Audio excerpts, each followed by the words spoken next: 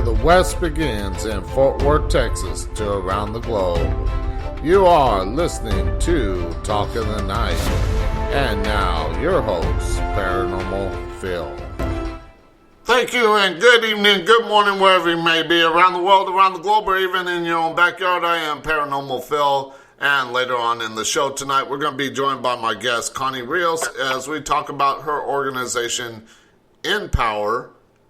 That's the letter N, not just because I've had people think that I'm saying it weird. But that's what we got coming up later tonight, but and probably about 3 minutes. But first, up on the Talk of the Night website, there is a new organization out there that aims to hire veterans into the digital space.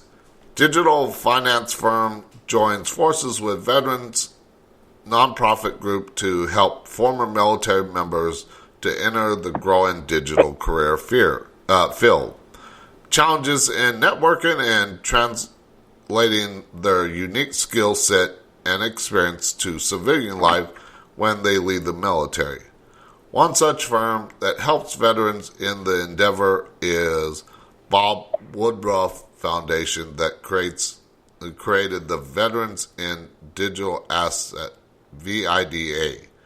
VIDA will launch targeted educational incentives, mentoring, and proactive outreach to help service members, men and women, and their families to transition into digital careers. VIDA will also host a new podcast to focus on career advice to best help military servicemen and women who are transitioning to civilian life. Of course, you can read that story up on the Talk of the Night website, talkofthenight.com, by clicking on the link right below the story. So let's get into a little bit about my guest, and then we'll bring her on. Connie works with NPower, an organization that helps veterans and youth adults from underserved communities create pathways to economic prosperity with training for a digital career. NPower envisions a future where our domestic technology workforce is diverse and clear pathways exist for all people regardless of ethnicity, gender, or social economic background to succeed in our digital economy. So please welcome to the show my guest, Connie Rios. Hi, how are you? I am doing good. How about yourself? I am great, thank you. And thank you for having me. Yeah, no worries. So tell the listeners a little bit about you and your organization. Sure, absolutely. So pretty much for me, I am a veteran. I'm a Marine Corps veteran. And I got out initially in 2005. And this was before, the whole TAP programs came about. And I remember, being really fearful of what to expect going into the civilian sector. And it was very nerve-wracking for me. So TAPS had just established helping veterans with that transition. What ended up happening was I ended up getting presidentially recalled back into the military and got out again in 2009. When I got out in 2009, I wanted, and I knew that I wanted to work primarily with veterans and helping them revamp resumes and learn how to be successful re-entering the workforce. So I started working for the state as an employer recruiter for the state of Texas, helping veterans, being able to transfer their skills that are applicable into the civilian sector. And I ended up moving from state to the nonprofit sector and ended up working for and accepting an offer with NPower, who, is a wonderful organization. I can't say, and I'm not only saying that because I work for them. It's their mission. It's full of passion. We help with the transitioning service members, not only transitioning service members, but also spouses, young adults who are just looking to enter the IT world, and help them with the revamping of resumes, helping them learn those skills that they need to do interviews, so interview preparations, along with obtaining certifications to allow them those entry-level roles into the corporate world. Yeah, I know all about getting out before even tabs. I got out in '98, so it's been a while. Yes. So, sorry, just trying to share this around too while talking to you. So tell us, who does NPower help? I know you mentioned young adults and veterans, but does it help other people or like a specific like age range? Sure. So primarily, as far as our trainees go, we do service our military veterans. We do service our veteran spouses, and then our young adults are going to be from the age range of 18 to 25. And then, if they talk to one of our recruiters, which I will be sure that, I leave my point of contact so we can make sure that individuals who have further questions could speak to our recruiters about what other, stipulations might be needed or other ways, they might be able to enter into our program. Okay. But not only that, we, of course, we work with companies. So we work a lot with recruiters and staffing agencies, HR managers to kind of help play that middleman with verbiage. A lot of times corporate America doesn't understand the military lingo and vice versa. So it tends to be frustrating on both sides of the fence. And I'm lucky that I've been on both sides of the fence to where I'm able to be that strong tool to help share, what lingo needs to be used for either party. Yeah, I know. A lot of people ask me time, and I've made the mistake of showing them my watch, and I got my watch set to military time. They're like, what the hell is that? I was like, sorry, I keep it this way, that way, because I was born and raised out in Southern California, so if you get stuck in an earthquake and we're trapped under rubble, you know exactly if it's day or night. So I always tell them that's why I always kept it on military time. But yeah, the lingo from the military to civilian life is a lot different, and especially in this day and age. Yes, absolutely. Now, go ahead.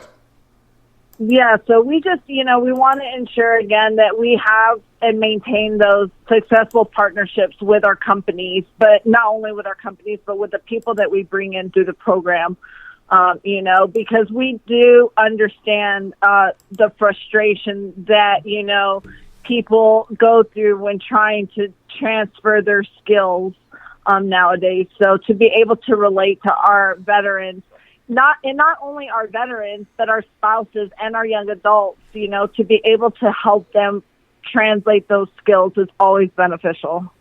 Yeah, like I said, there was the technology that was in the Navy back when I was in 95 to 98 is highly different than what it is these days.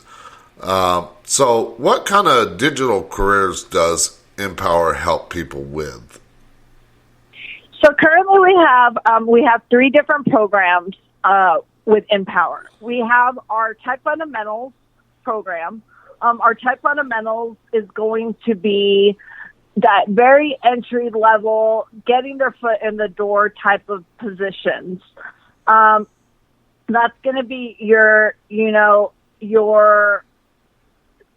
like I said, getting your foot in that door, learning about IT, learning about what all IT entails. That's our, maybe that 0 to 1 year of experience within IT. And that's a 23-week program that includes an internship, which is not guaranteed for everybody. I do have to throw that out there, but we assist with that, possible internship and placement. We also offer our cybersecurity programs and our AWS cloud programs. So both of those are going to be more the advanced programs with 12 weeks of virtual training. You get online lectures, labs, you get your mentoring, and then again with that placement assistance or for both about cybersecurity. Okay, you were kind of cutting out there for a moment. Oh, I'm sorry. So which part did you last hear? Well, I mean,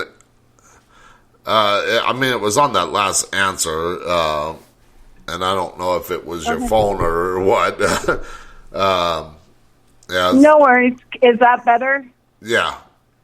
Because that's why I like my guests sometimes to use Skype because it's a better sound quality, but no worries.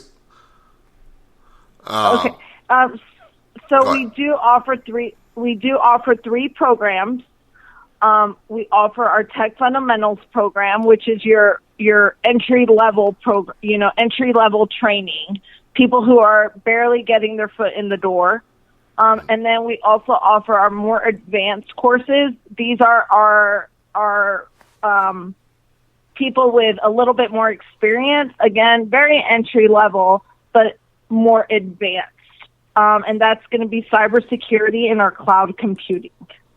Okay, and those are for people that pretty much kind of already have maybe some experience, and they're just trying to learn more, or like veterans that have had that experience from the military service. Correct. Because we do get people in the military who've had some sort of cyber IT background. And the same with our young adults. They have some sort of college degree or, they've been to college working on obtaining some degree within those spectrums of IT. Okay. Yeah, because I know when you're young, especially in the 18 to 24 year range, I mean, I don't think I joined the military until I was about 24. But anyways, sorry, I lost my train of thought there. But when you're that young, you really trying to get out into the workforce. You don't have a lot of training, and of course, not everybody wants to go to college or can't afford college. So, I mean, the military, of course, provides for that, but there are some people that don't want to do the military either. Yep. So, yeah, and this would, anybody who's looking to get their foot in the door for IT, it's a great program. I would encourage, them to do Tech Fundamentals to gain that entry level experience. Like I tell my trainees, you have to start somewhere. If you could get your foot in that door and work your way up, then you could do, the sky's the limit. Yeah, of course.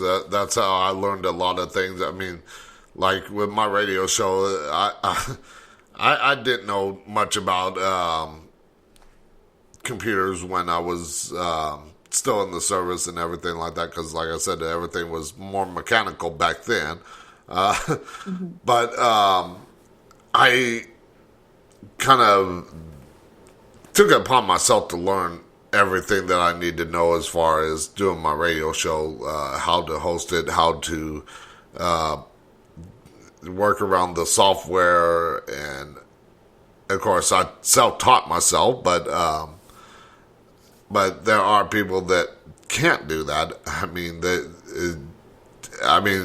Even for me, I'm still trying to learn the mixing board. I got the simple basics down. But as far as I was going to college for radio, television, and film, so I could learn it a little bit better. But health issues curbed that thing there. So I was like, I know the basics. I can get by with that type of technology. And of course, at my age, I'll be 50 next year, so it's a little more difficult. But what areas does NPower serve? What different states and locations? We are national. It's wonderful. So we are currently based out of New York, where that's our main headquarters. So we do provide services in the locations of New York, New Jersey, California, Michigan, Missouri, Texas, and Maryland. And we are looking to expand. We also do have an NPower in Canada. Okay. And I was going to ask, if somebody doesn't live in one of those cities or that area that NPower operates, can they take like virtual classes? Because I know that's a big thing. So remote is, it is a big thing, and I love that question. Currently, right now, our tech fundamentals, they are remote. However, we are looking to bring them back at some sort of hybrid capacity. So that 50%, in the classroom, 50% virtual. That's going to be, again, that's a case-by-case type of thing. For our advanced courses, however, that is going to be 100% virtual. We're staying remote, so they can be located anywhere. However, I do encourage them to, or I do let them know, because I want to be honest with them. If they are located outside of one of the states that we service, our primary employer pools are typically within those states, so sometimes relocation might be required. So to be open-minded about that. Okay, yeah, because I know, like what I was talking about, the degree in radio, television, film that I was taking through Tarrant County College. I started it in 2020, and of course everything was shut down and couldn't really get into class. And that kind of career field is more hands-on, so it's more difficult learning through a computer. But with technology careers, I mean, it makes it, you're working with the technology, basically. So, it's a little bit easier. Oh, yeah. No, definitely. I agree with you. But again, this is something that, we're looking into. If they have further questions, then I'm more than happy to have them reach out to one of our recruiters, and they can let them know what, how that could come into play. Okay, so what are the requirements to be accepted into the program? So, other than the veteran or the 18 to 24-year-old? Yeah, so for tech fundamentals, it's the young, it's typically it's 18 to 26. They do have to have 26. Some, yes. Sorry. They do have to have a high school diploma of equivalency and be authorized to work here in the States. Again, we prefer them to be in one of the cities that we are based out of. We also, again, veteran with an honorable discharge or a military spouse is also a way to get in. We typically don't see that 18 to 26 range for our veterans unless they're transitioning out. But those would be the requirements as of right now. Okay, now you mentioned that the veterans are going to be a little bit older, of course, but what is probably I would say, what would be probably the oldest that you've had in the program? Oh, that's a good question. I don't know the exact range, but we get, I've had about maybe 40 to 50-year-olds, so my age range. Okay. So we could still work.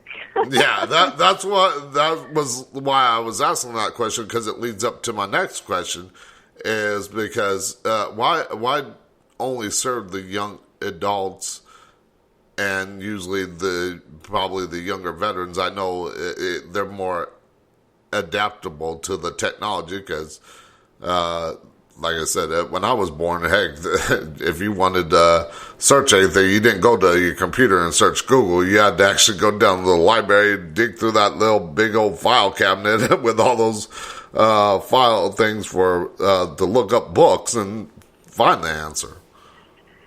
Yeah, which is, and again, for somebody who's not very tech savvy, we would definitely want them to join our Tech Fundamentals program, just so that they have some sort of basic knowledge of, the internet, creating, copying files and folders, knowing what a hard drive is or a USB drive is. If you understand or know that basic knowledge, that's a good pathway to get you into Tech Fundamentals. Again, if you're a little bit more advanced, which happens as well, then we do highly encourage you, to apply for our more advanced courses. And of course, if anybody has, if anybody's questionable as to whether they're advanced or not, we are more than happy to look over their resumes and tell them, hey, you know what, you may not be a good fit as of right now, but let's take a look at Tech Fundamentals, and then after graduation, then looking into those advanced courses. Okay, now going off that same question, but if they're not a veteran, but they're of older age, is there any plans for your organization to help out maybe older adults get into the tech field? Because I know everything is starting to become more technology based. Getting around anything basically these days is technology based. So that is a great question. And that is something that has been brought up with our leadership team, that they are currently looking into. We are always looking for ways to grow. So that has been something that has been brought up. I do not have a timeline for that, but I can let you know that it is something that has been discussed to possibly looking into. Okay, yeah, because like I said, everything is becoming technology-based, like I said. So, I mean, and I'm sure there's people, I know there's people that don't want to learn technology too, but I mean, I like me, like I said, I'm almost 50, so if I wanted to get into radio, I had to learn the stuff, and of course I didn't know exactly where to turn, and of course I never used my Montgomery GI Bill when I got out, so it's like, okay, I can't afford college because of the job that I was doing. I was doing entry level, working at an amusement park, but I had fun doing it. But I was like, if I want to get into radio, I have to learn the systems. I have to learn everything that I need to know as far as the broadcasting software, the mixing boards, how to connect the mics properly, a whole host of different things. So that's why I was asking about the older people that would want to learn digital careers. Now, what is the cost to participate in these programs? There is absolutely zero cost. We are 100% free. You do not have to utilize your Montgomery GI Bill for our veterans. You don't have to use financial aid. We are 100% free. And that's for both young adults and veterans? Correct. Okay. That is correct. Because I know there are a lot of training courses out there that it costs a certain amount of money to get in. I know you're helping the underserved communities and people that don't have that ability to go out there and pay for a course or to get a scholarship and wait for that to happen. That would help a lot of people. Yes, yeah. Our programs are 100% tuition free to anybody that's accepted.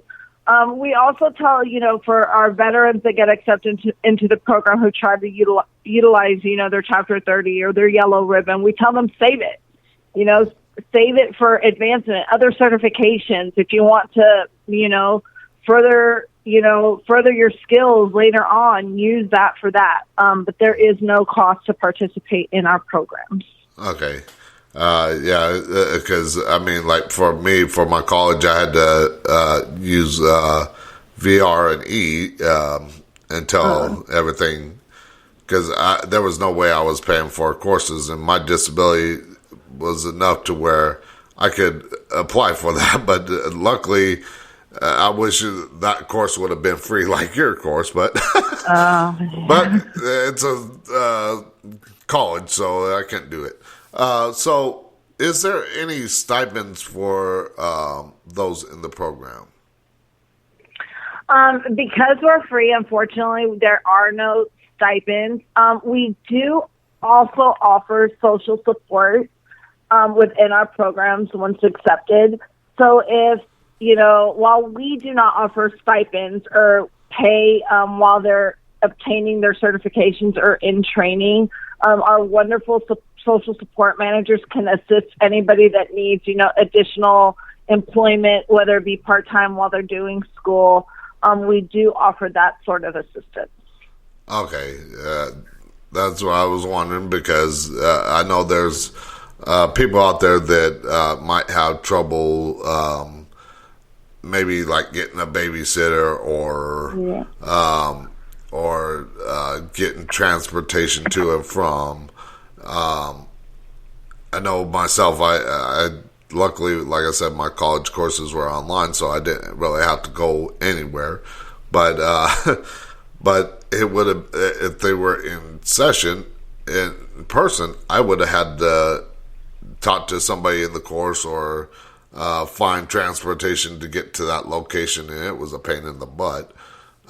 Yes, absolutely. But luckily, I didn't have to worry about that.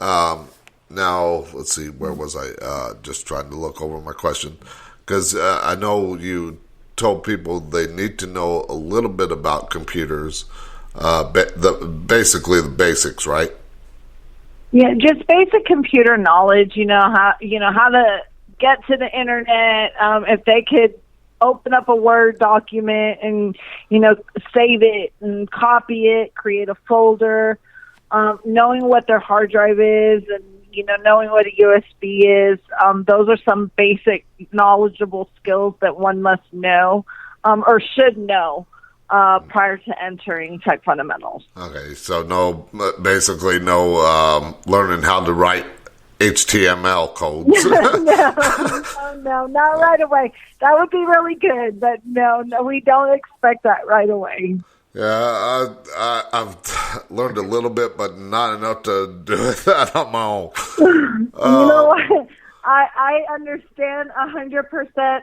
When my trainees try to talk to me in IT lingo, I have to remind them, hey, I am a career coach. I help you on that aspect of things. I do not know IT. It's like I'm helping you get into the program. I'm not trying to help you learn the program. Yeah, it'd be like me trying to teach somebody for the first time wanting to get into radio. It's like, and them trying to talk the lingo of, it's like, how much do you really know of doing radio? Because it took me quite a while to learn it myself. Yes. All right, so we are at the first commercial break, but we'll be right back after the short commercial break with my guest, Connie Rios, as we continue talking about her organization, NPower, that helps veterans get into the digital careers. We'll be right back. All these fortune and fame, I don't think they need us no more. In my head like a blitzkrieg, on my heart like a war. Coming back for your heart now, 'cause this one ain't mine anymore.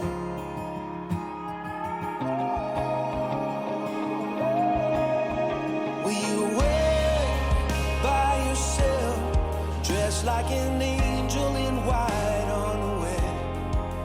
Can you be like a drone, straight from a song that I've known all along? Can you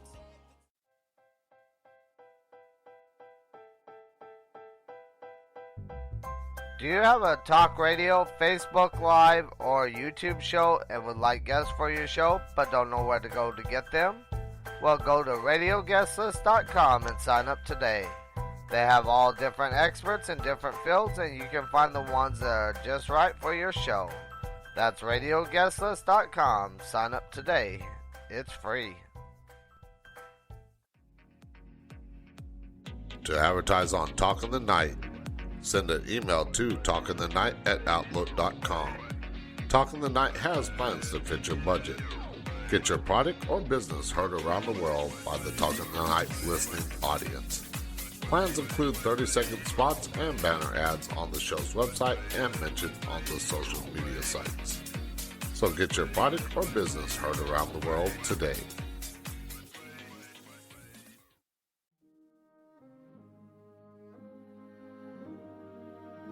In honor of Memorial Day, Talk in the Night will be offering 20% off of t-shirts on the Talk in the Night merch store for the week of May 30th through June 5th only. So go to talkinthe.night.com, click on the store tab, and get your shirt today. Show your support for the show and the veteran that hosts it.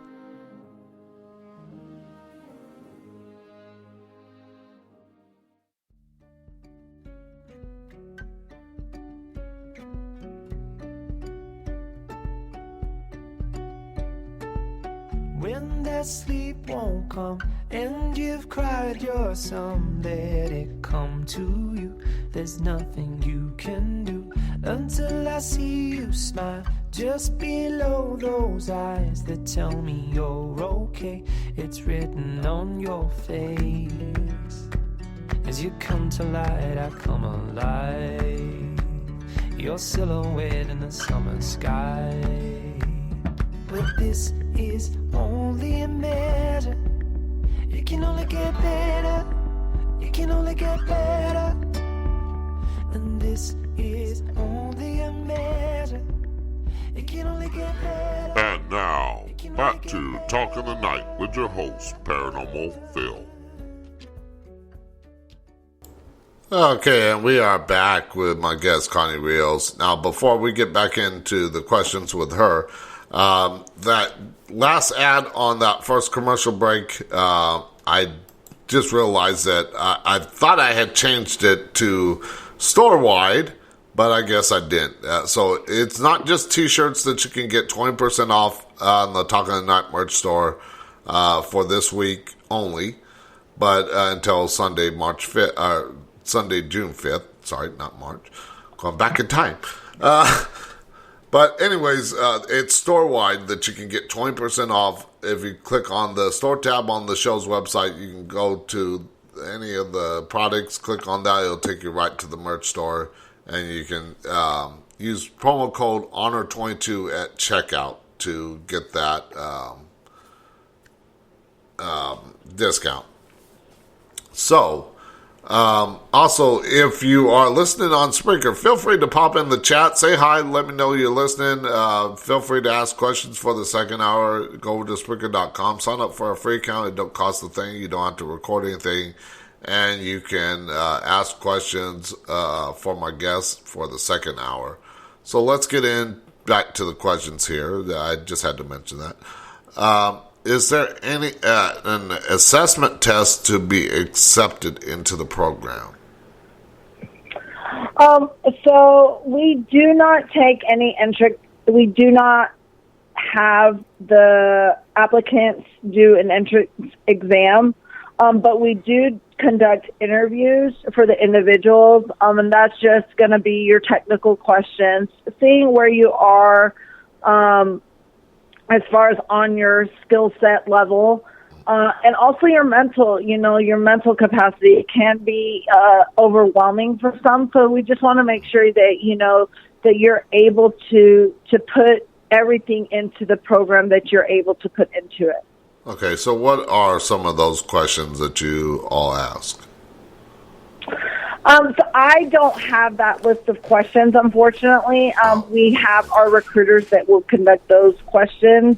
Okay. But again, just basic knowledge, or basic, questions as far as your skill set, what you know about computers, a little bit about your background, and why you want to be an NPower.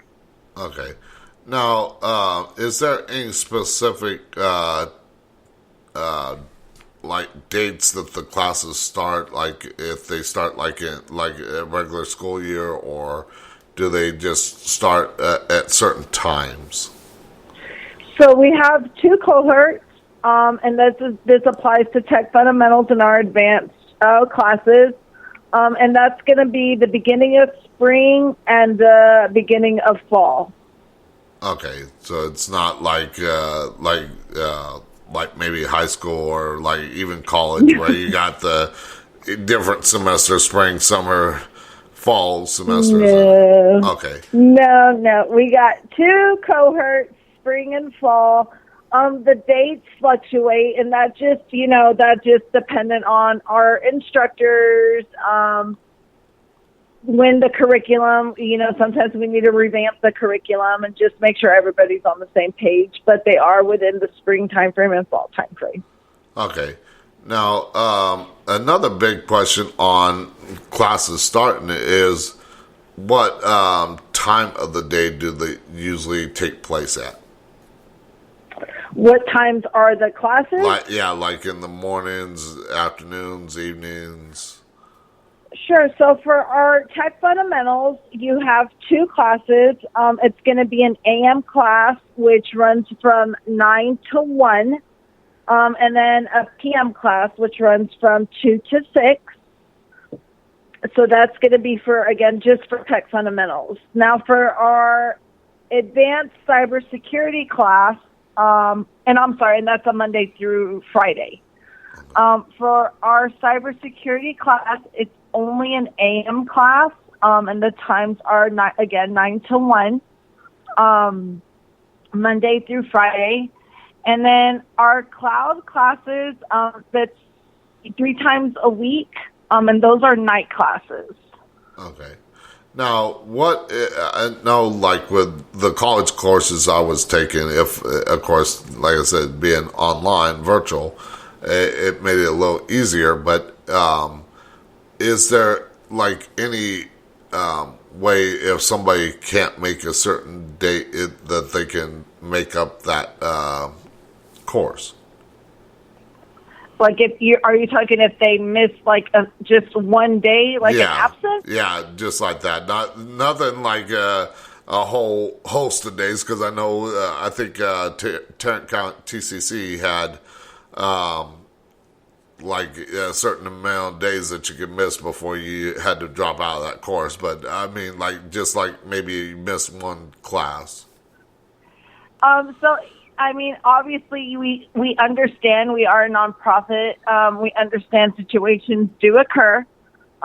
If somebody needs to miss a class, then they would just reach out to the instructor that next day to ask what was missed. Okay.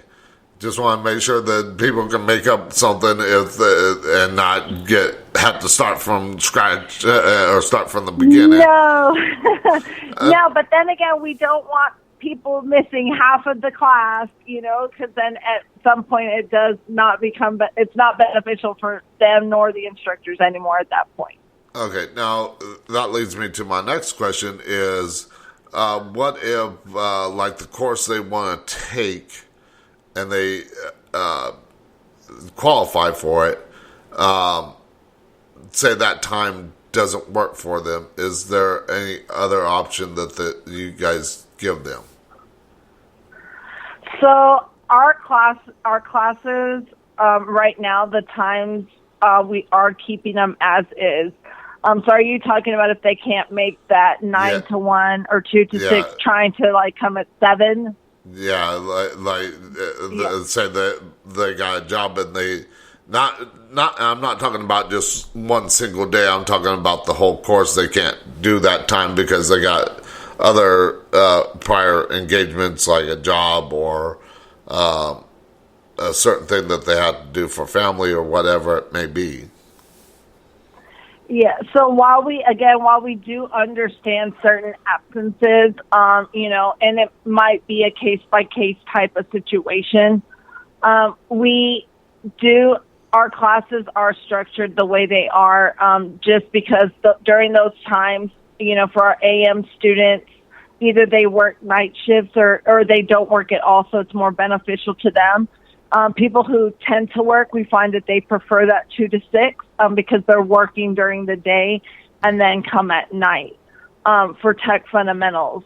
For our cybersecurity, those are times. We're not looking to adjust those times right now, and we want to make sure because it's I don't want to say so much a heavy load, but you do have to put a lot into it. Then if they are working, we have people that tend to talk to their employers about letting them know, hey, this is what I'm looking to do with my career. And then at that time, sometimes their employers work with them to help them with doing our classes. But again, everything is a case-by-case basis. It's not an automatic denial of their application by any means. We still want them to apply and then kind of just speak with them individually on where their mindset is. Okay. Like I said, I'm sure there's probably some people that say, well, I want to take this course, but I can't, there's no way I can do mornings. And yes. It's like, well, then that kind of almost kind of excludes you. So that's why I wanted to ask that question. Yeah, and some people feel that they can handle the caseload of the class and work. Again, case by case basis. That's something that we would discuss with the applicant at the time of interview, just to kind of see where their mindset is. Sometimes we, based off the interview, we know it's just going to be too much for them, and we'll have them apply at a later time. Okay, yeah, because like me, I know I could never do mornings. I'm not a morning person. Trying to get me out. Even my cat has a hard time getting me out of bed in the morning to feed him. But when is the next application or when is the deadline for applying to be a part of the program? So it's a rolling admission, so people can apply as early as possible. Just go in and apply, and then, like I said, our dates fluctuate. Just kind of things come up sometimes, so we might have to push the date back a week, or or bump it up a week. So we let people know, but we do encourage them to apply as early as they can. There are a certain amount of slots to fill, so we want to make sure they're getting in those applications as soon as they can. But there is no, cutoff of those dates. Okay, so there is no set deadline to apply. Correct. Okay, now, if someone applied to NPower before but didn't enroll, can they reapply? Absolutely. We highly encourage them to reapply and submit a new application. Okay, yeah, because I know there are some people that apply for something and then something comes up and they just never get a chance to enroll, or for like even college or even a job, and then they're like, man, I missed out on that opportunity, and think, well, I can't go back and redo it or something like that, and they get stuck doing something else. So I wanted to ask that. Of course, like I said, before the show started, all my questions are from the website, so as far as technology goes, I know the minimum what I need to know, especially for my career field, basically. But as far as talking about other technology stuff, if you started talking real technical with me, I would have no clue. And I understand completely. Like I said, I have to remind my students or my trainees sometimes, I am not IT. I did not specialize in IT. So I get it. Now, I know you mentioned it before, but you said cybersecurity. Let's see. I'm trying to think here. Like cybersecurity, cloud computing. If I can talk, cloud computing, and IT support and tech fundamentals. is that all the courses and training that your organization offers? Yes, currently at this time, yes. Okay, so there's no other type of technology career that is offered? No. Okay, now can anyone apply to a specialized training program? Let's see. I'm just trying to figure out how to word this different because I'm stepping over some of my questions I already asked and you already gave the answer, so I'm trying to think of how to do this. This is the one thing about a live show. I don't get to edit everything out and yeah, I just got to roll with it, but good thing I'm good at doing live shows. But anyways, can anyone apply to like a certain, maybe let's say they applied for cybersecurity, but it's not what they want. Can they go into another course like cloud computing? Yeah, absolutely. So in some of these fields and again, this is something we will go over with them during the interview process. Somebody might, once we tell them what all is entailed with cybersecurity, they might want to do cloud. We also have people who go through they're our alumni, and they do all three. We've had trainees do tech fundamentals, then go from tech fundamentals to cybersecurity to cloud and obtain all those certifications for free. I can't stress that enough. So they get all this training to grow in their experience. So if somebody has a specific program that they're interested in, so cybersecurity or cloud, as you threw out there, and we go over what is entailed, we can help them figure out which path they want to kind of go towards. Okay, so you get that ahead of time, so that way they don't get halfway through the program and be like, no, this is not for me. Correct. Okay, yeah, because I know I've heard of stories of people be like, okay, I got into this career field because I thought it was interesting, and then now I just don't feel like doing it no more, and now I got to learn a whole new set of things. That's why I kept my career choice a little more simple, even though it's a little more difficult with the radio show. Sure, and it's so broad. Cybersecurity, again, these are entry-level type of positions that we go out and we find. And again, we're essentially launching tech careers, transforming lives, for our trainees. And it might not be for everybody. We encourage them to, do their research, find out what kind of jobs they could get in cybersecurity. I tell this to my trainees that come across when I ask them, what do you want to do? And they tell me cybersecurity. I'm like, oh, that's wonderful, but what exactly in cybersecurity do you want to do? You know, break it down, figure out the path you want to go on, and we can help you get there.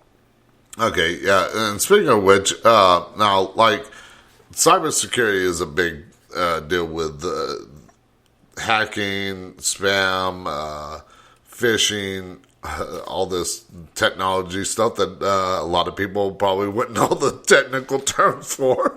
Sure. But like I said, I love learning a little bit of everything. I'm almost kind of a jack of all trades, so that's why my show covers so many different topics, because I love learning, but I don't like actually sitting down and reading too much. I tend to skim over more things than I take time to learn one set skill or one certain thing until I'm done. I don't like to do that. It just drives me nuts, and I don't think I would be able to sit down and learn one, like, cybersecurity for the whole training program. It would drive me nuts. I'd be like, I gotta learn something else. I gotta learn something new.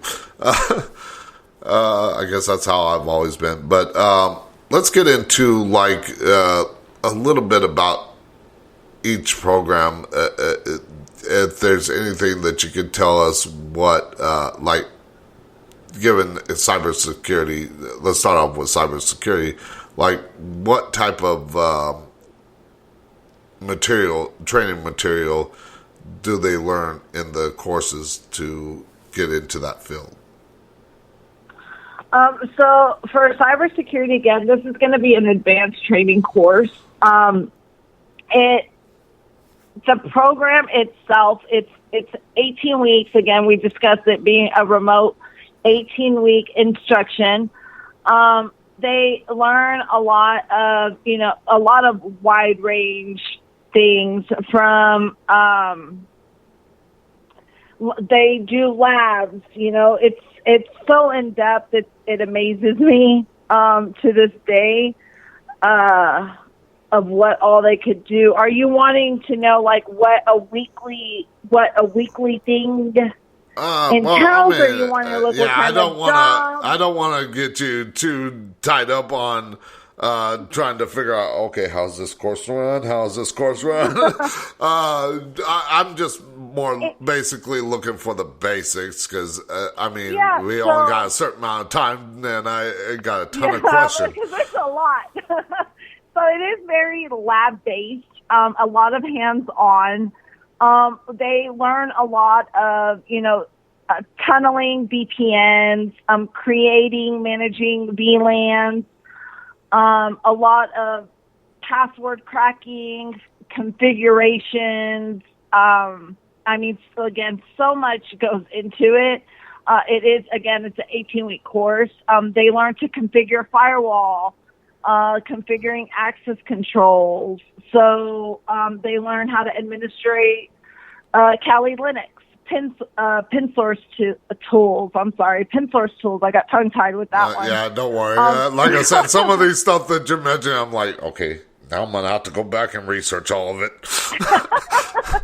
So again, the curriculum, it's so in depth with what is learned. The curriculum, it's through NetCAD. It's a whole learning module that our instructors have, they've trained up on. So a lot goes into it. Okay, now let's get into some of the other courses, because I want to give my listeners a chance to learn a little bit. Maybe it'll sway their mind on maybe what they want to try for. Let's talk about cloud computing. What is all entailed in like that course? So for cloud computing, they learn a lot of, familiarization with module course layouts. It's done through, a lot. It's all AWS certified. So just, core competencies. They learn universal IP, virtual machines, some more of like the whole Linux servers, Windows servers. Again, a lot goes into it. It's all lab work. So all hands-on, learning. Our instructors are great, for trainees who aren't able to pick it up as fast. They do offer tutoring, which is a great way to learn, more in depth, kind of at your own pace. Okay, and like IT support specialist, that would be more like learning, like almost like Geek Squad at Best Buy, if anybody remembers them. I don't know if that's what it's basically about or if it's something different. Yeah, no, so tech fundamentals, again, it's a very entry level. Just, learning how to manage computer components, software application installations, learning the basic install of managing Windows and operating systems. So the list goes on and on. The weeks go by fast for them. We also, included with all the technical aspects of it, all our programs offer professional development. So we have, the professional development classes on Thursdays. It's where we have guest speakers come in, talk about how they went into the IT field. We help them with the revamping of, again, their resumes, helping them with that interview prep. And on top of that, the placement support, again, like I stated, we have our social support also to help with any financial needs that they may need, any mental needs that they may have as well. Okay, so you basically allow people like in those fields to come in, talk to the group, and maybe, and that's during the course as it's going on, correct? Correct. Yeah, on Thursdays. On Thursdays is when we typically have, what we call professional development days, where we have mentors come in to talk to the classes based off their experience within each program. Okay, so that's why I wanted to ask, because I didn't know if it was like maybe done in the like maybe certain time before, like getting everybody before they start the courses, have some people come in and talk to them and say, this is what I do in the field, and that way people could make up their minds, or if it was during the course. Yeah, and that's the best way, is for them to listen to our mentors and to listen to, individuals and professionals who are within that background. Okay, now who can people contact for information about the programs? So they are able to contact me if they want. We also have our website, the NPower.org, that they could go to and they could apply. Once they go through and apply to whichever program that they want, one of the recruiters will be notified and reach out to them as well. Okay, so they can go through the website and do all that information as far as applying and contacting recruiters and such. Yes, sir. Okay, just looking at my time, I don't want to miss my commercial break. I got to pay for the show somehow. Now, if someone applied but not sure if the application went through, because I know, like when I applied for TCC to get into classes, of course, like I said, it was during the pandemic, so it was a little more difficult to try and get a hold of somebody. But how can they check to see if it was submitted and went through? Yeah, so what typically happens is they'll receive a confirmation receipt. If they didn't receive that email confirmation, I would tell them to check spam. That's always still a good place to look, just to make sure, because, IT is not perfect. Yeah. Just go through, make sure it didn't go to spam.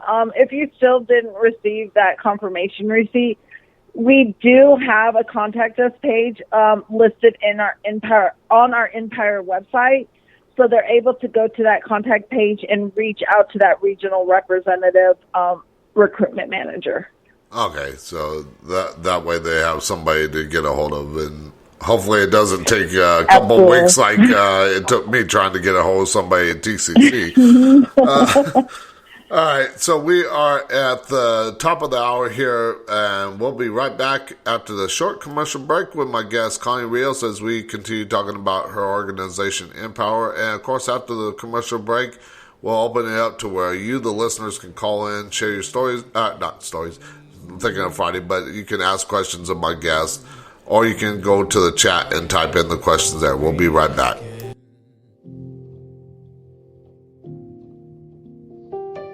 I'm searching for love that never ends. Rain falling off like pain, like the sun breaking through like rays. It feels like magic dust from space. It's like a thrill. Designed specifically for paranormal investigators, Envoy presents entities with a simple and flexible way to communicate with us. Envoy offers the ability to deliver words, phrases, numbers, emotions, and yes and no answers through a uniquely simple, transparent, and documentable method. Click on the Go Stop banner ad on the Talking at Night website and pick up one this Memorial Day week. Go to spring.com and sign up to create your own design or choose from a design from one of the many creators on there. Spring has ways to integrate your store on social media, custom stores, and they have digital and physical products. While you're there, check out the Talk in the Night merch store. To get started with Spring today, click on the banner ad on the Talk in the Night website.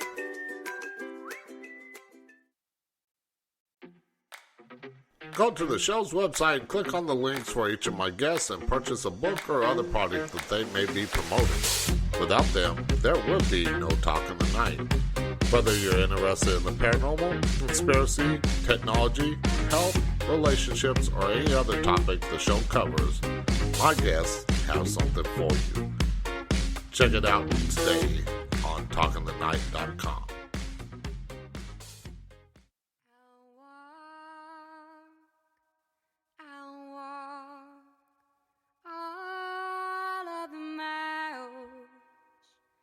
You want me to walk.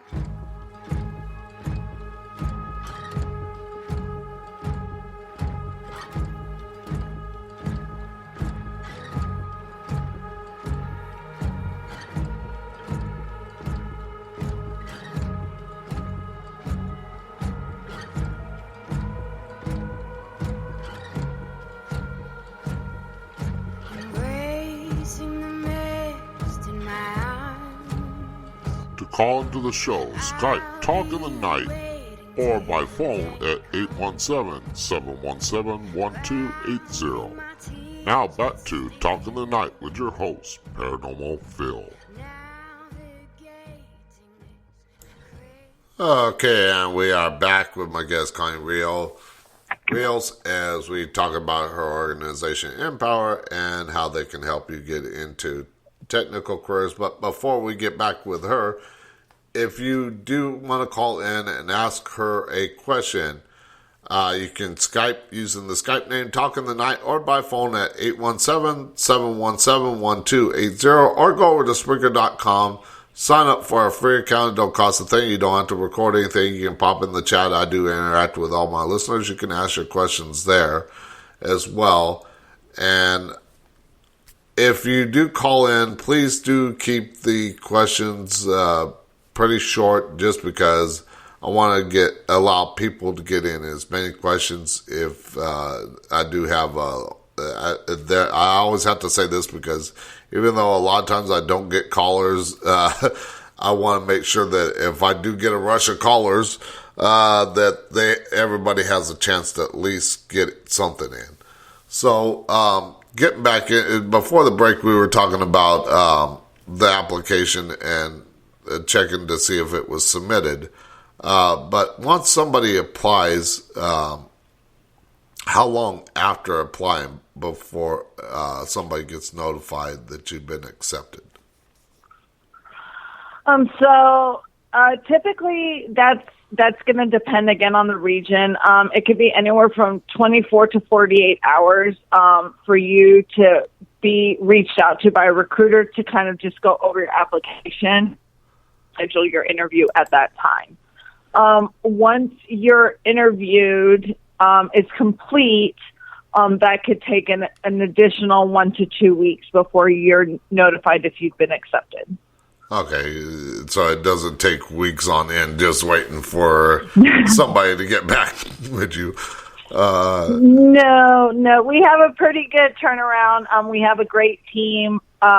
So we want to make sure that, again, most of us have been through where all our applicants have been through, including our trainees. So we're very passionate about what we do and want to make sure that somebody reaches out to you. Okay. Now, you mentioned that people have to, at least for the fundamental course, that they have to have like a basic knowledge of computers.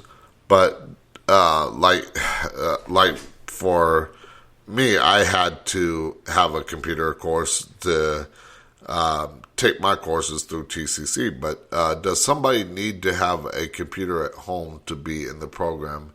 And what if they do not have one? So a computer is needed, a laptop or a PC, in order to participate in one of the programs. We want to make sure that you're capable of doing the assignments in the labs. Everything is done via Zoom as of right now, so we do need to make sure that you have access to one of those. If you do not have one, or if somebody does not have one, that's something that is going to be discussed during the interview process, and we can ensure that we provide you with some sort of loaner, if not giving you one, to make sure that you're successful in the program. Okay. Again, this is a case-by-case basis. Okay, yeah, I was just wondering because, like I mentioned, that I went through Voc Rehab, VR&E, and of course, my computer that I had was very old. I mean, I think I had it since 2004, and I was like, shoot, this computer is so bogged down and everything like that. And luckily, they were able to give me a new computer to take my courses, so that's why I was wondering, since it is a computer-based field with digital and technology, that if they didn't have one, I was wondering how they would go about doing the courses. Yes, absolutely. Just let us know, and then we'll have a social support manager, discuss what best way to get one to you. Okay, now, I think you mentioned it before, but how many hours is someone expected to spend each day, or what is the expectation you have of someone when they take the course, how long they usually each course takes? Yeah, so it is a 4-hour per day commitment. Again, Monday through Friday, for 16 weeks for that tech fundamentals, and then 18 for our advanced courses. Sometimes you will be required to put in some additional time for tutoring if you need that additional assistance. If you have homework assignments, then we want you to be able to commit to that additional time. But for class purposes, it is a 4-hour per day commitment. Okay, so that is all the courses, 4-hour commitment. Correct. And that's per day or per week? No, that's per day. Okay, just want to make sure that my listeners know, so they don't expect. Sure. Okay, 1 hour here, 1 hour here. No. I mean, it's more manageable, but and of course, a lot of my classes were like 1 hour. But then again, these are more technological careers, so it's a little more different. Yes.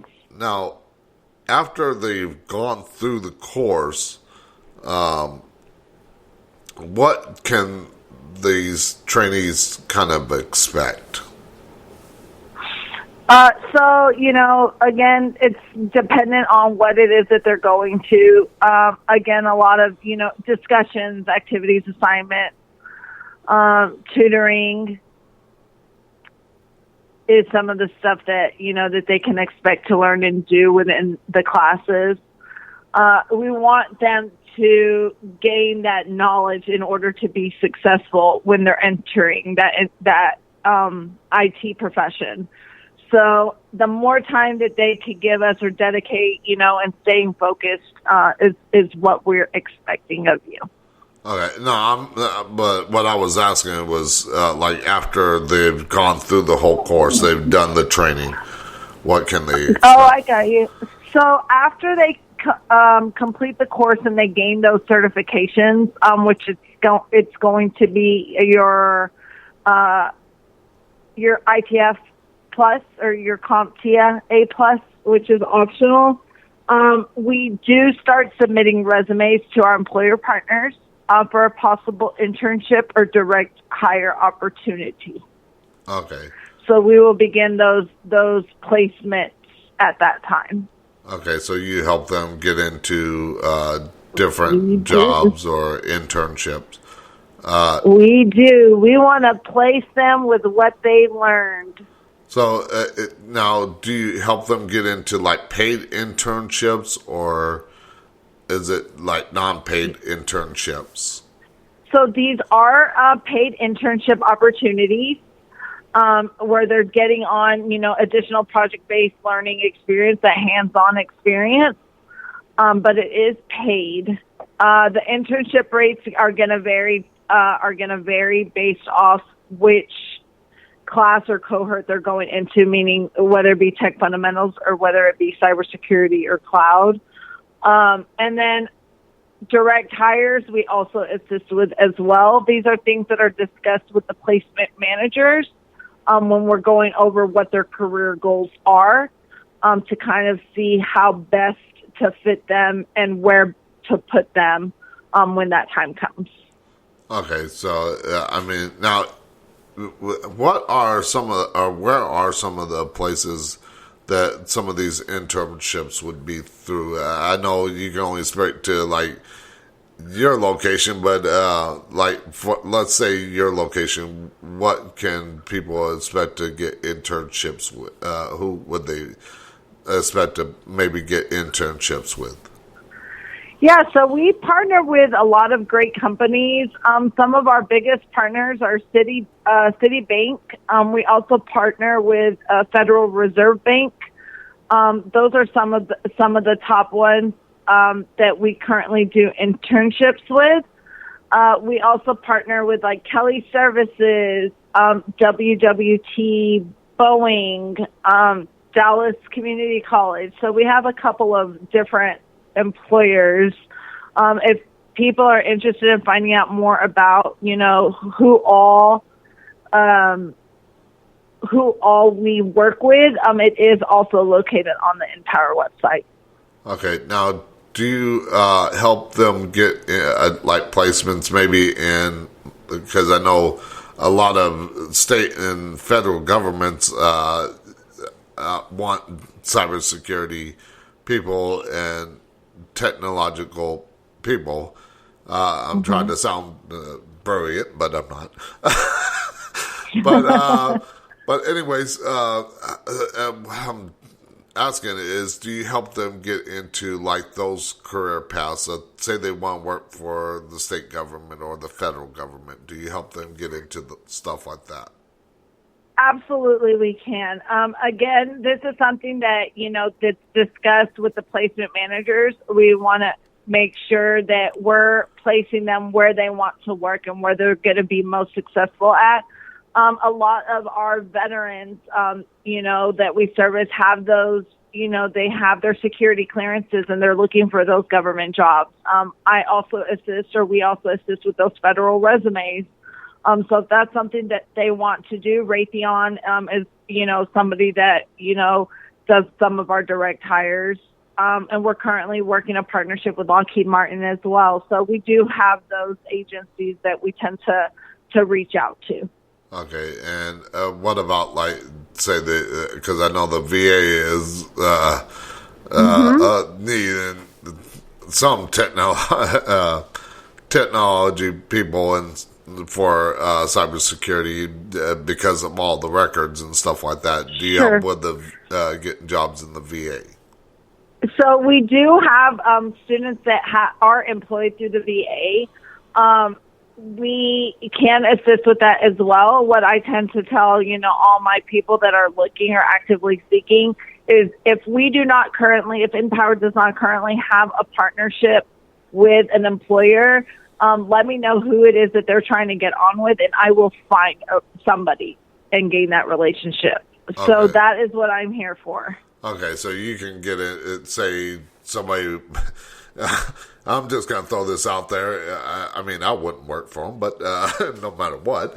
But say somebody wanted to work with the White House and you don't have that contact, you would find somebody within that field at the White House and help them see if they can get placement there. Yes, networking.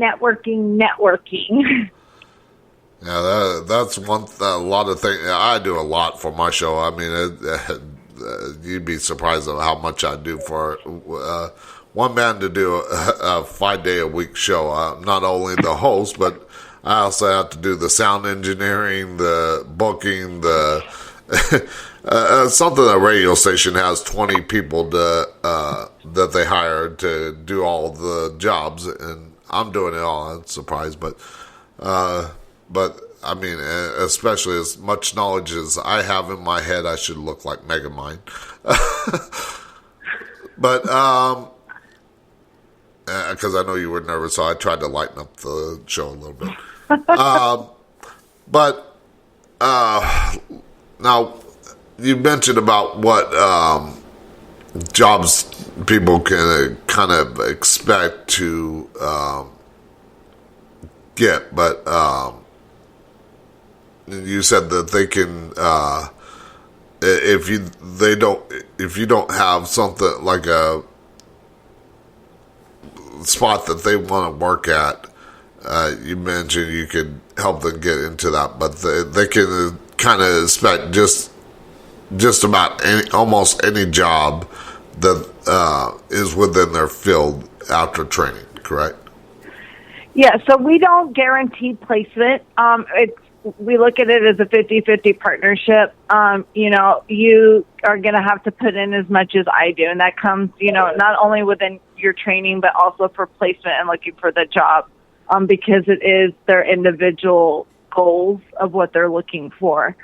But yes, absolutely. If there's a specific role that somebody's looking to fill or wanting to get into, and they need help doing that, I'm all about networking and advocating for them, for all of my trainees and my alumni. Yeah, so basically you have to do the legwork yourself, almost. Well, not yourself, but basically to kind of help in the process of finding work, because I know, like, my parents raised me up to, if you want something, you got to go out there and get it. You're not expected to sit back and have somebody else do it for you. Absolutely. I'm here to help you side by side. It is a partnership when it comes to placement. You have to be honest with me and what it is that you're wanting out of your employment, what you're looking for. You also have to be realistic with me when it comes to what you're looking to get paid. So there's a lot of factors that come into play with the placement side of it. Okay, and that kind of leads me into, you kind of led me right into my next question. And like I said, I got so many questions that I have enough questions listed for a 5-hour show. And of course, my butt can't handle 5 hours sitting in the seat, but so I can take my questioning anywhere I go, but want to go, or take the show anywhere I want to go. But you mentioned salary, and what is the salary that people can expect from jobs after their training? I love this question. Even when it comes to my trainees and alumni asking me it. This is going to range. It's going to range dependent on, of course, where you're living. Every region is going to be different. Across the board, though, our NPower graduates in tech fundamentals can see an average range between like the 40 to 60. And that's just entry-level tech fundamentals.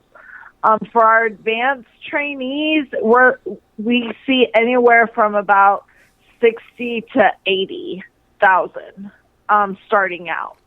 Okay, so they can expect really good wage, especially with the way prices keep going up. But yeah. But let's see. Now, you mentioned alumni? What are the alumni services offered post-graduation? So we offer a lot of mentoring opportunities, a lot of networking is what we like to offer, so that they can, go into and learn additional tools and gain that real world knowledge through, some of the employer and tech companies that we partner with. We help them still further their career advancement to gain that additional higher wage within their jobs.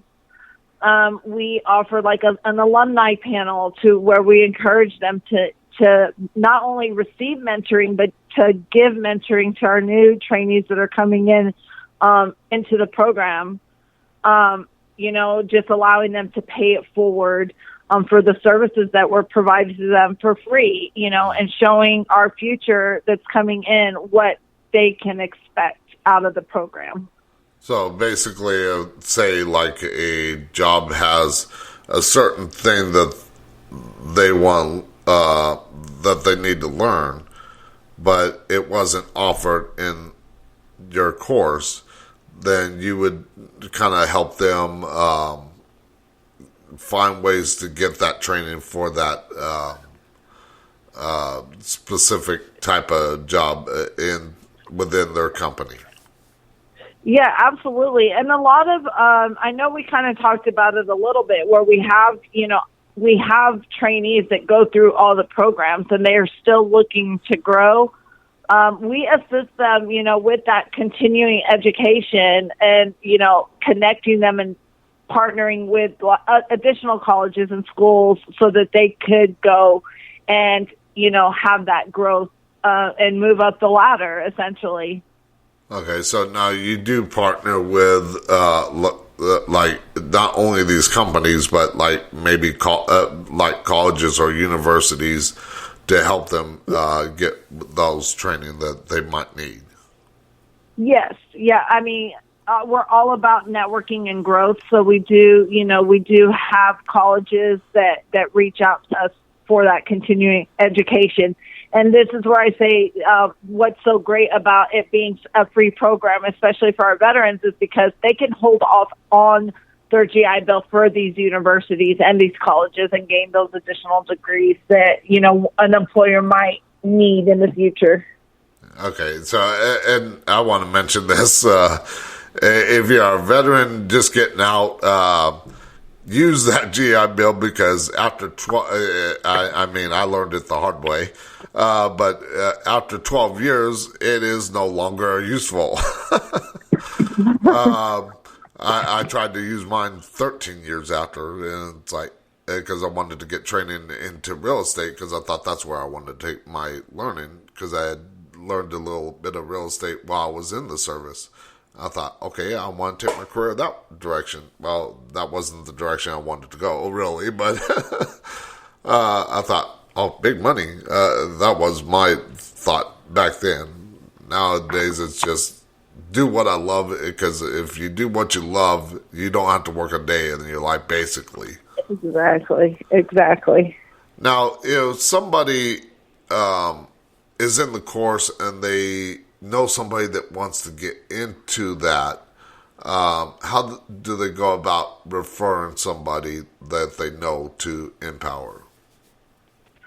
So if they go to our website, so npower.org, /refer, they could go in and refer somebody that way.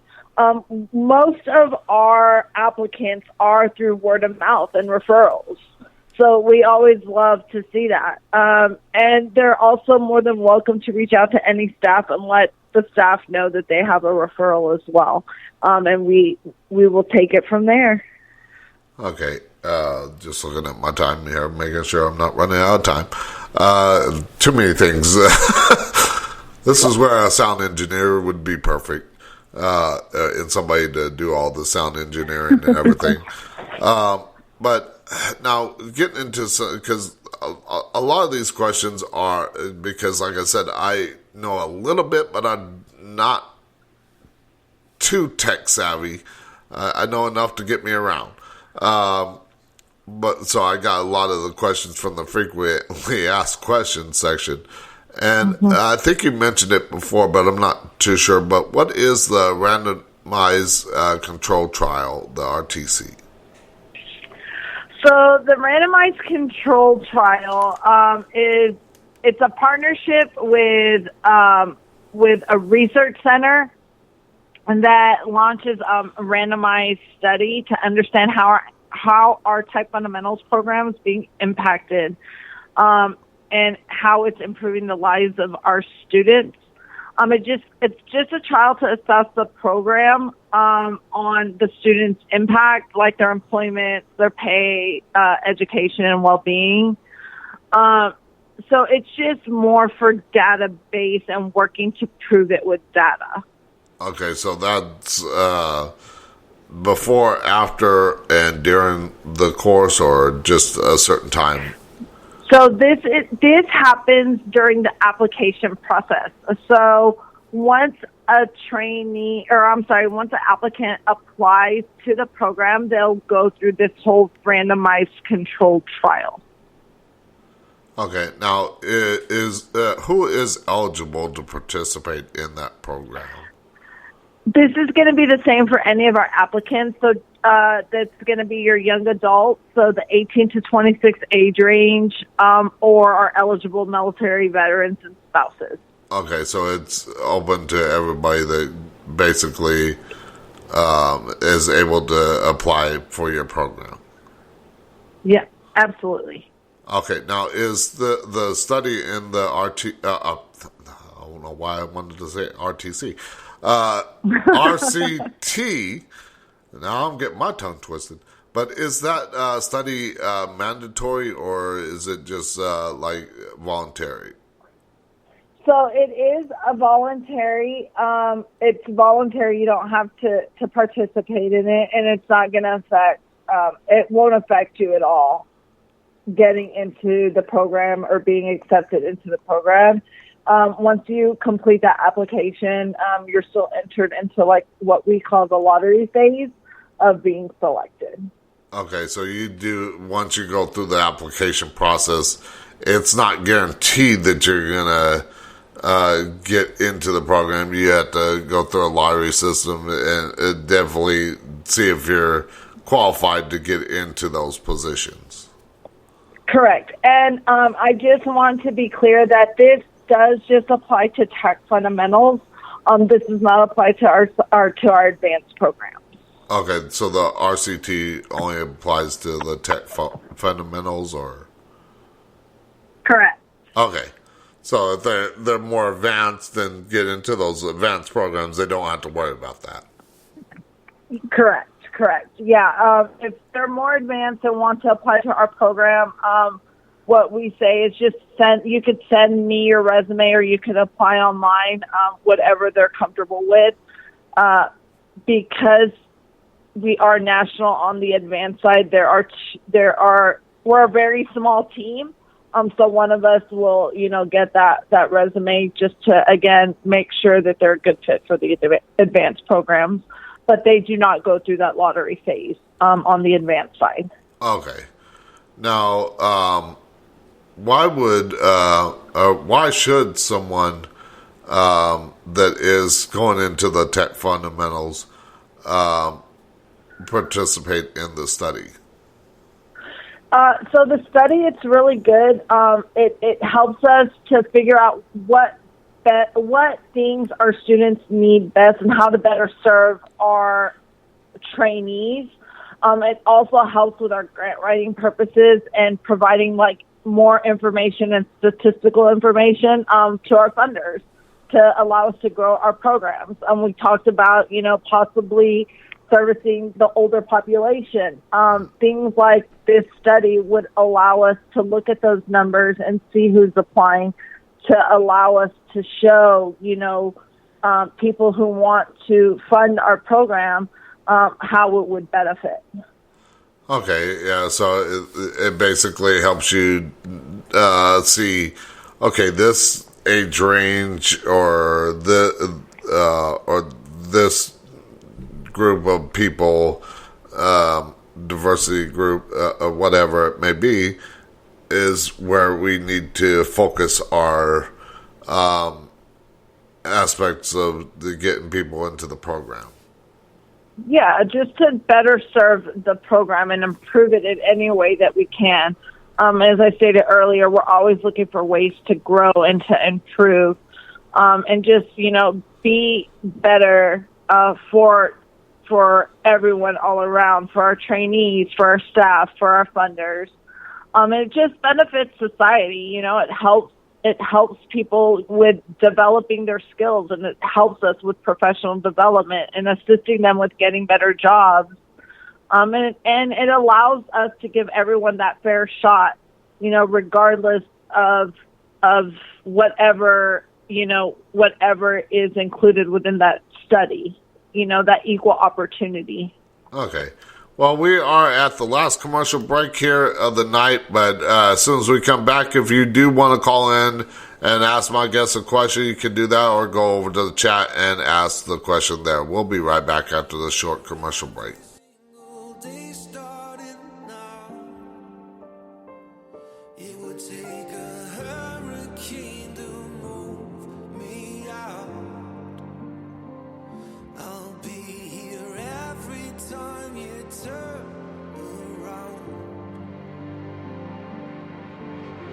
Time to spend our lives in the sunlight. We've spent enough of it in the shade. It's time to etch our names in that oak tree,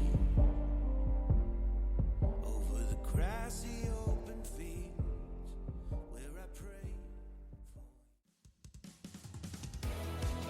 Do you need music for your radio show, podcast, or YouTube channel, but need a music license to play it on your show? Well, go to artlist.io and check out the plans they have. They have 3 plans to choose from: personal, unlimited, and enterprise.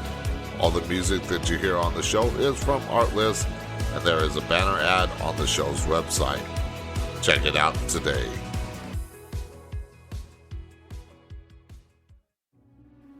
Do you love the strange, unusual, and weird unexplained mysteries?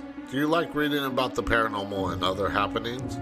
Well, I have the website for you, unexplainedmysteries.com. On there you will find so much, such as the latest news and articles, forums, news with video, and so much more. That's unexplained-mysteries.com, or you can click on the banner ad on the show's website to take you right there.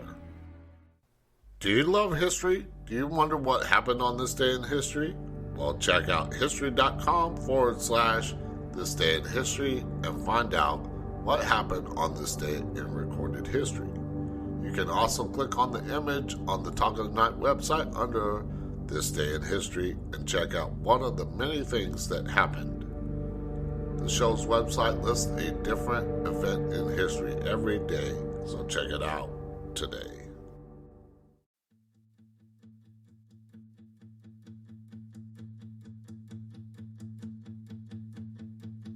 $8 an hour is what I'm worth. Putting shingles on houses that I can't afford. That's 64 for an 8-hour day. A family of 4 can't live that way. So now I'm working nights, parking cars at the club. On a good night, I make $50. To call into the show, Skype Talk of the Night, or by phone at 817-717-1280. Now back to Talk of the Night with your host, Paranormal Phil. Okay, and we are back in the last segment of the show. So if you do have a question for my guests, feel free to call in using the Skype name Talk of the Night, or by phone at 817-717-1280, or go over to Spreaker.com, sign up for a free account. It don't cost a thing. You don't have to record anything. Pop in the chat, say hi. That's all you have to do. You don't really have to ask a question, but I do welcome questions in there as well, and I do interact with all my listeners. So if you are listening live, feel free to pop in the chat and it's a great way to learn something new that you probably didn't know about. Also, this show, I know it's worldwide, basically. So, I mean, this might help somebody, maybe, you mentioned, like, you have a location in Canada, I believe Toronto. It might help them feel, okay, I want to get into this career field, and now I know where to go. And, of course, it's also bringing out, even through my post, I actually got a post from a technology company that liked the post. So, and I'm going to give them a shout out because they did like the post, even though they're not sponsoring the show. I wish they would, but 3RI Technologies PVT Ltd. Like the post on LinkedIn. So I know either they're listening or they'll listen later, but I wanted to give them a shout out and everything like that. So maybe it might be a new company that might want to kind of connect with your organization to help get people into their company. Now, before the break, we were talking about the RCT program, the study and everything like that. And I want to get a little bit into that a little more. Now, will someone receive any incentive for participating in the study? So currently, the whole RCT is done in Harlem and Texas. So for participating, the research team, if they're based out of Harlem, and they're consenting to doing the research and sharing their information, the research team sends them a $10 digital Amazon card a week after their application submission. And to anybody in Texas that applies and consents, they're entered into a raffle to win a $50 gift card, which is given to 10 winners. Okay, so only those two locations. Correct. Okay, so they're at a different location. They don't get an incentive, or at least that you know of. Yeah, so that's the only two locations that are doing the randomized control trial, and the only two that are doing some sort of incentive. Now, beforehand, we asked, and I'm just trying to find it real quick, about enrolling or applying, but not, that was it. Applying, but not enrolling, which kind of leads me to my next question, if I can get back to it. Let's see. Oh, good. There it is. Now, say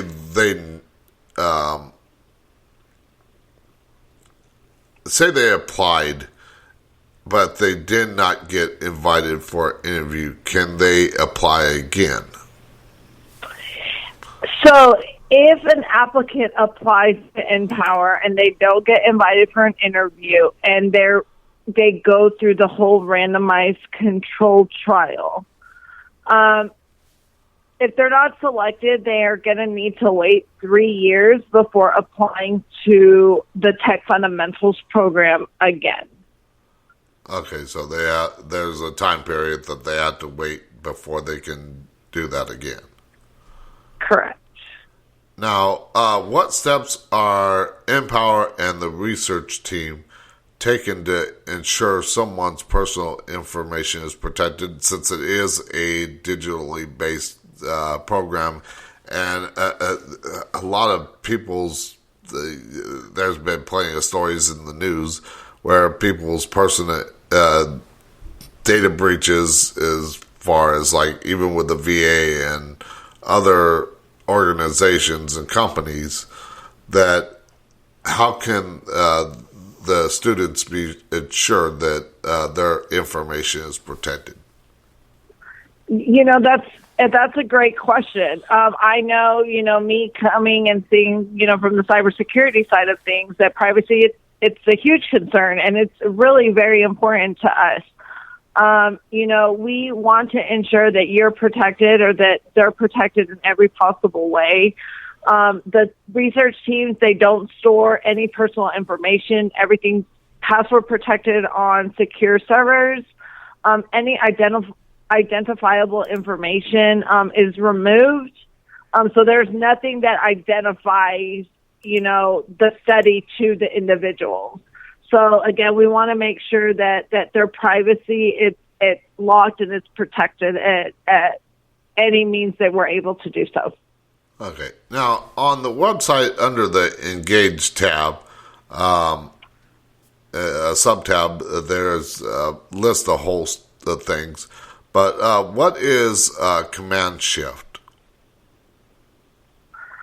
So the Command Shift. Let's see. Oh, my goodness. Now I'm tongue-tied because that is fairly new to me.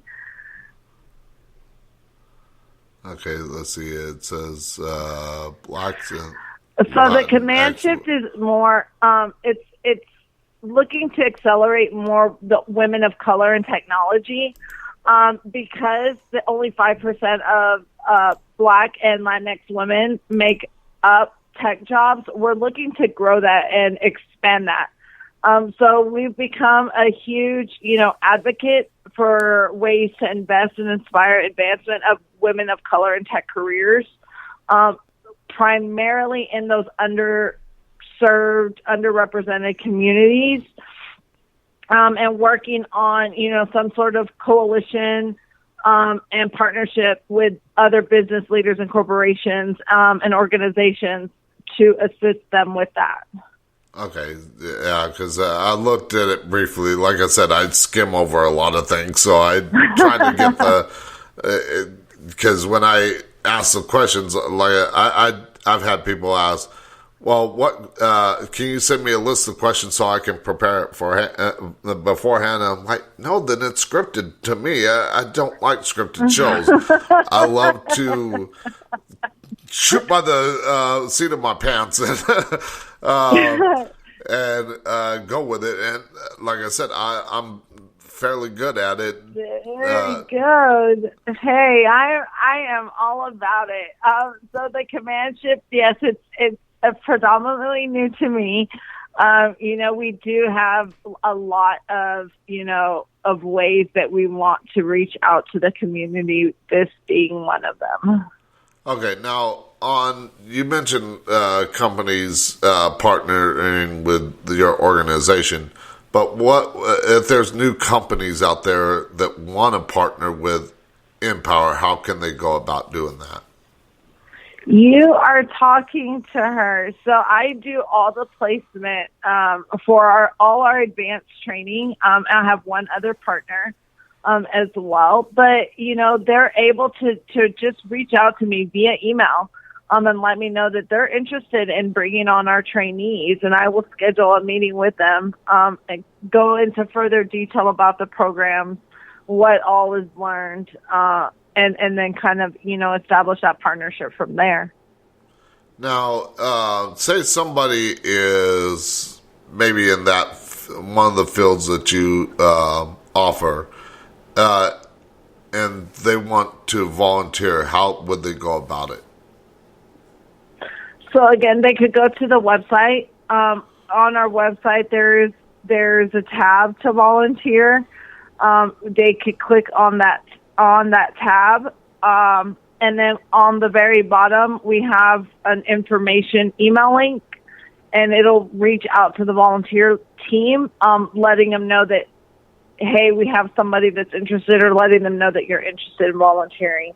Volunteering goes a long ways. It goes into like the of individual students. It goes into that professional development of speaking to our trainees. So a lot of different ways for them to volunteer. Okay, so it's not just like maybe companies, but maybe former students can also volunteer, correct? Absolutely. And it's highly encouraged. Okay, and now as far as like mentoring, who can who can be a mentor, and what are the qualifications to be a mentor? So the mentoring, it's a huge commitment. We do ask for a year commitment, at least 30 minutes to an hour per week. We try to get for you to commit to that time, for the mentors to commit to that time, and just to teach. Again, it's about teaching and helping our alumni and our trainees grow. We also ask for that minimum of an hour a month for some video chat. So we want to make sure that our trainees and our mentors know who they're communicating with.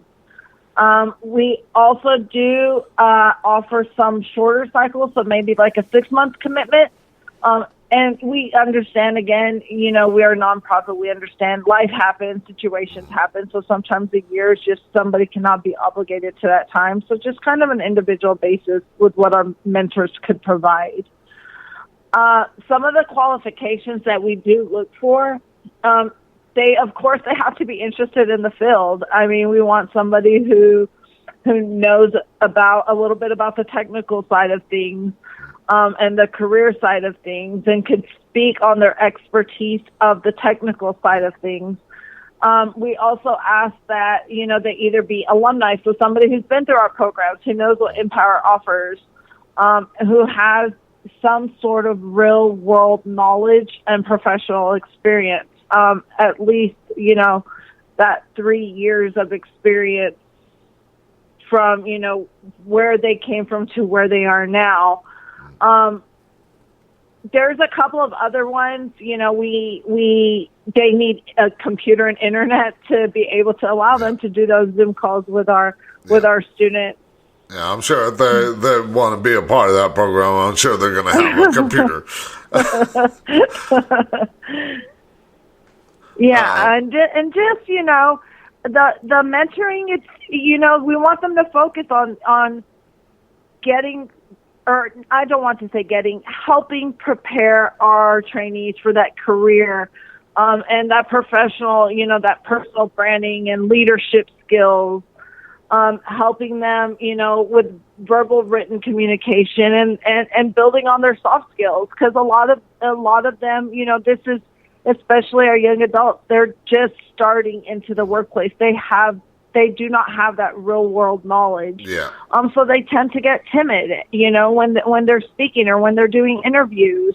So just to have that additional support with people who've gone through it, it's always a great opportunity for our mentors. Yeah, especially like me. I mean, I have no problem talking from behind the mic, but if I'm not one that you would ask to be a speaker too much. Even though I've participated in panels for like the paranormal to talk about that, it's something I know that I have 30 plus years experience in. But when it comes to technology, I had somebody say, well, why don't you teach other people how to do what you do in radio and do your own podcast? I'm like, because I'm not the kind of person to do that kind of teaching. That's not me. I can show you, but you're going to have to learn on your own. That's how I learned. No, yeah, we don't want to throw them into the lion's den. We want to help them, help people and help them grow. Now, if somebody has a tech company and they want to hire from NPower, they get a hold of you, correct? Yes, absolutely. They can get a hold of me. They can send me an email and let me know that they're interested in looking at some of our talent pipeline. And I'm more than happy to send them resumes. I keep resumes at hand ready to go. Okay, and we're almost out of time here. Getting ready to wrap things up, but I do have one last question before we do wrap up things. What are some of the past events that NPower has been a part of or plans to be a part of?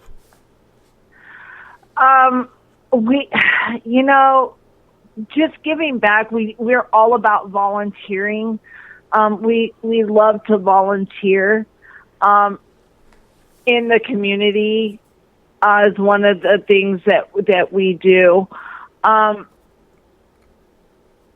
mean, how else would you? We do. Yeah, so we have like a gala that we host where we invite people across, countries across the country to come and kind of just meet our alumni, meet our staff.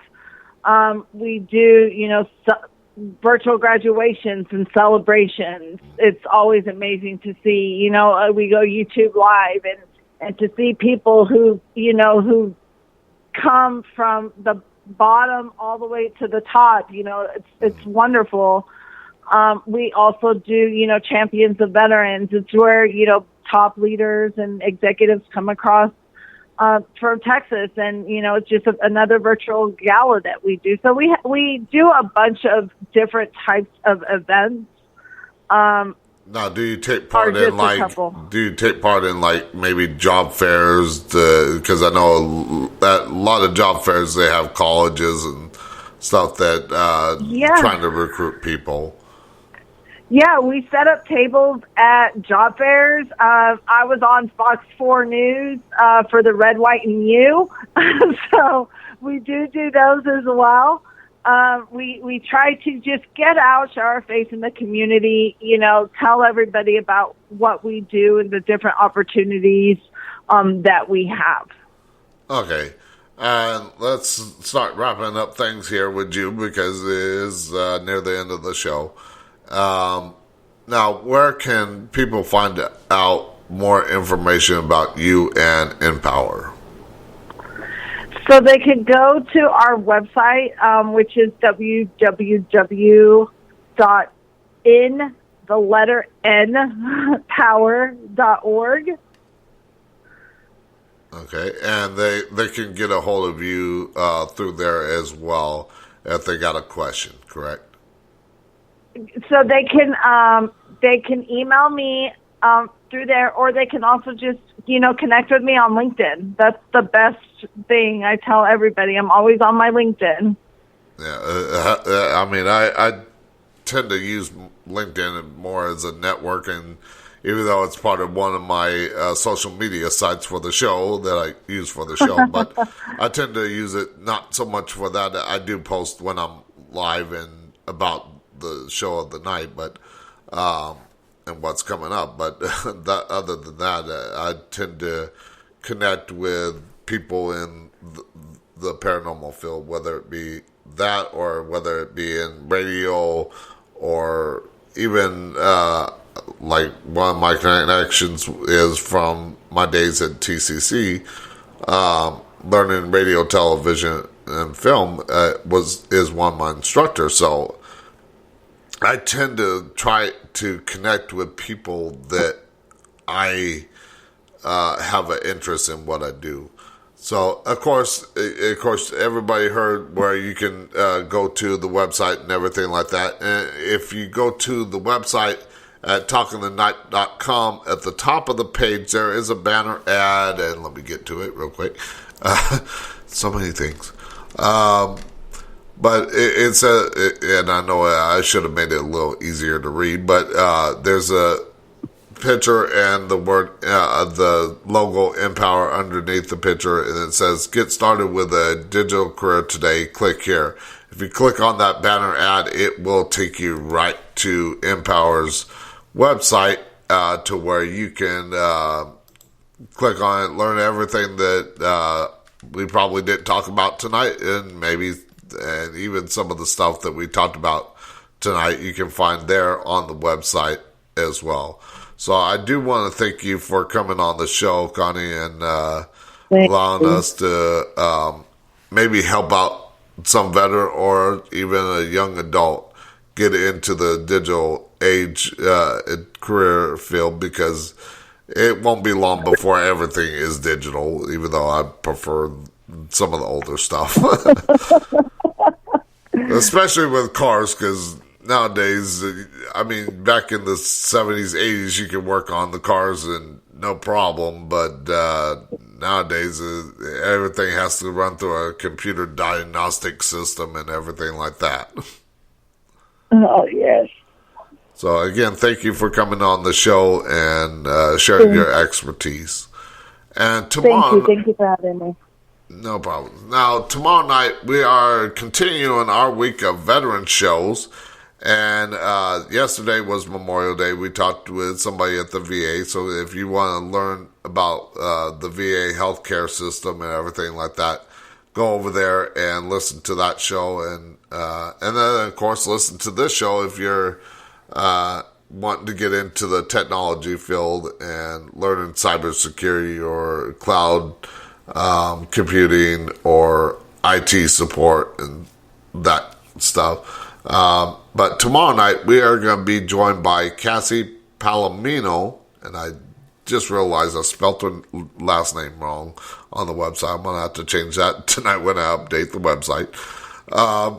But anyways, as we talk about her veteran organization, Veterans Creed Outdoors, that uses the outdoors as a tool to make veterans, police, and firemen, first responders, feel appreciated, loved, and wanted.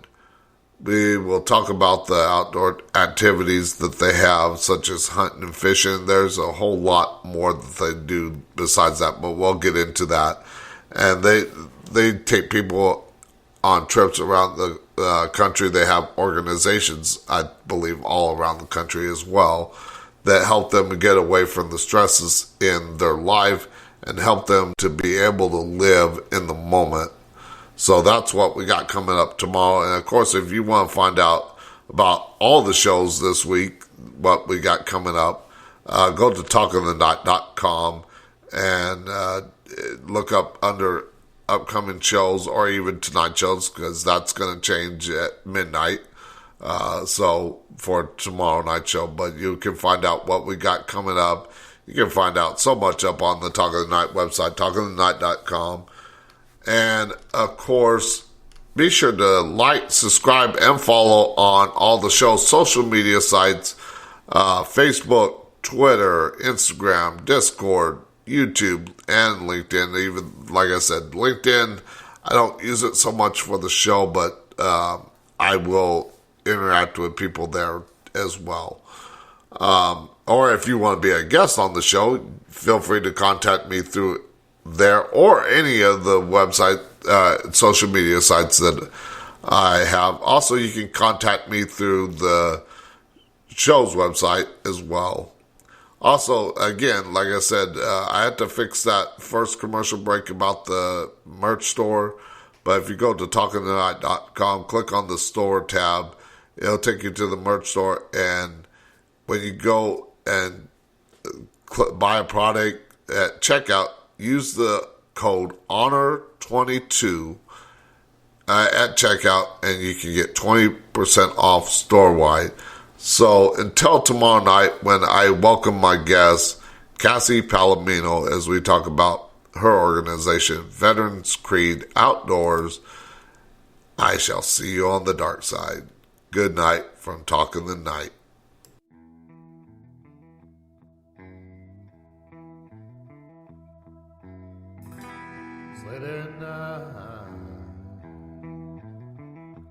Darkness has fallen.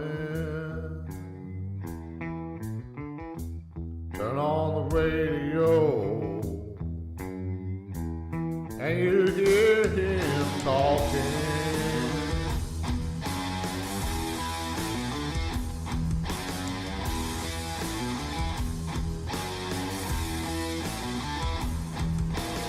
Listening to what he has to say,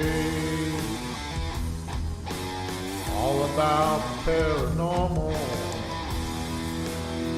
and all of the things.